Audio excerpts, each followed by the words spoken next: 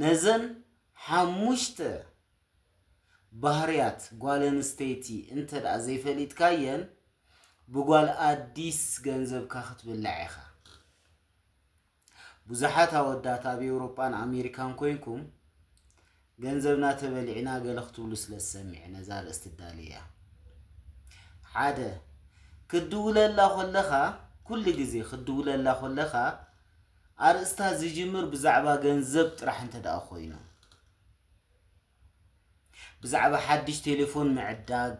بزعبة حدش كدان معداق بزعبة جزا خراي بزعبة قلب بزعبة جنزبت راح تخوين كله زرباتاتا موخا دحراي مس عدك كالا عديكا وي تجنزب مثل أخ كالا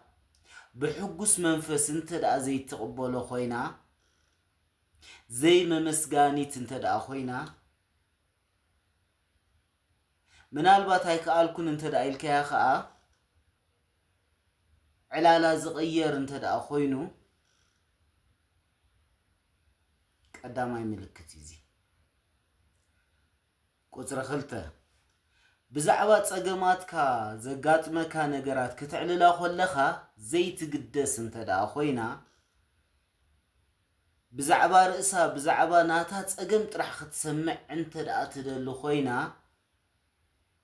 نعاها كم من جاتاويات تمتكا زلا إذا خانتايو كالآي ملكتيو قطر 3 بزعبا أبيت وعل انتاي تقبر كمين يرو وعل آخ حتى خلقا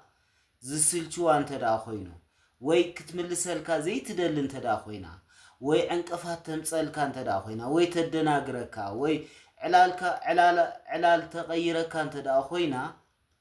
ازي سالساي ملكتيو قصر 4